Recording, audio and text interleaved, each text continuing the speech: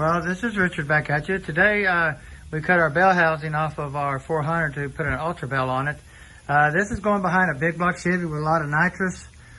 But we also got the bell housing that'll do an LS, anything like that if he ever decides to do anything crazy or whatever. But it is going behind a big block heavy nitrous car. So we got the bell housing done. We got our 6-bolt pump.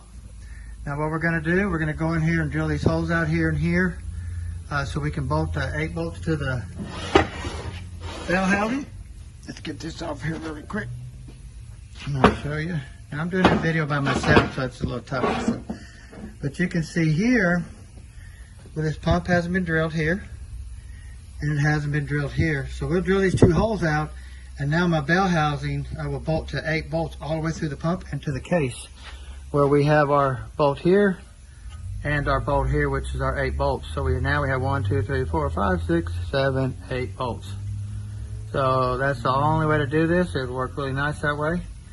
Also, we got his 300M intermediate shaft, the 300M input shaft.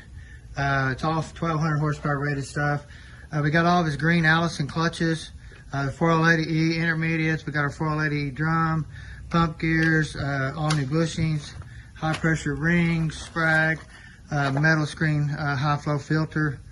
So we got a really nice transmission specialty quick release billet internal brake valve body. These things are a work of art. These guys do an ultimate job. I mean, these things are beautiful. And I mean, they work. I got one of their valve bodies on my car, and let me tell you, if you move that button, you're leaving the starting line. I mean, that's that quick. So these guys do an ultimate job. So we're excited. We're gonna get this thing put together. Got a lot of work ahead of us. Pieces laying everywhere, but that's what we love to do. So when y'all get ready, if you need anything, give us a holler. Precision Transmissions. Y'all have a wonderful day.